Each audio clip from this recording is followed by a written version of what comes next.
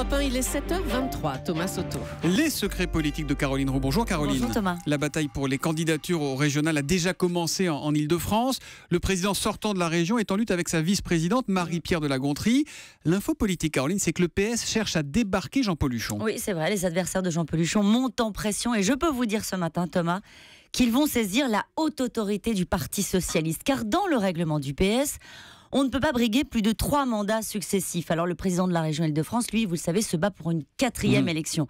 Vous me direz, ce ne sont que les règles du Parti socialiste. Eh bien, avec malice, certains rappellent que l'objet de la dernière résolution du parti était de dire aux frondeurs qu'il fallait respecter les statuts. Alors les Donc adversaires, ça s'appliquerait à Jean-Paul Huchon. Exactement. Les adversaires du candidat sortant sont prêts à tout. Ils balancent à la presse le détail des enquêtes qualitatives qui montrent que son image est très mauvaise. Ou encore, ils font tourner les sondages non publiés qui les donnent battus face à l'UMP.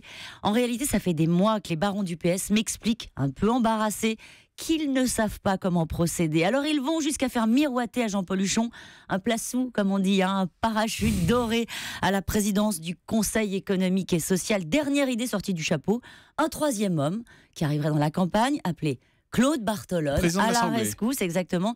Mais je l'ai joint, le président de l'Assemblée, et il repousse cette offre en considérant que ça n'est pas un sujet. Mais pourquoi autant d'acharnement contre Jean-Paul Huchon ? La peur de perdre la région Île-de-France, le combat sera serré. Valérie Pécresse, candidate UMP, s'en donne à cœur joie sur le thème de l'absence de renouvellement.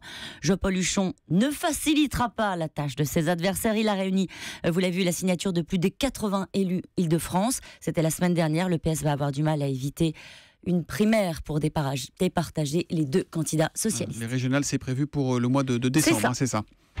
La question politique du jour, Caroline. Personne ne confirme le rendez-vous annoncé dans la presse entre les frondeurs du PS et François Hollande. Donc la question est simple. François Hollande va-t-il, oui ou non, les recevoir, ces frondeurs ? Oui, il les verra. Je vais vous raconter ce qui s'est passé. Les frondeurs ont eu des contacts directs avec les proches du président pour organiser une rencontre avec François Hollande, mais pas à l'Élysée. L'initiative, en réalité, devait rester secrète. C'est raté. Du coup, les conseillers du président, depuis hier, démentent, expliquent que Manuel Valls s'occupe très très bien de la majorité et que c'est son rôle. On n'est pas obligé, Thomas, de tomber dans le panneau. On appelle ça rétropédaler. Et puis on va en entendre parler, Caroline. La visite du président chez Dassault sur le site de Mérignac mercredi. Le président va gentiment tenter de surfer sur la success story de la vente des Rafales à l'Égypte. Les secrets politiques de Caroline Roux, c'est tous les matins à 7h25 sur Europe 1. À demain, Caroline. Demain.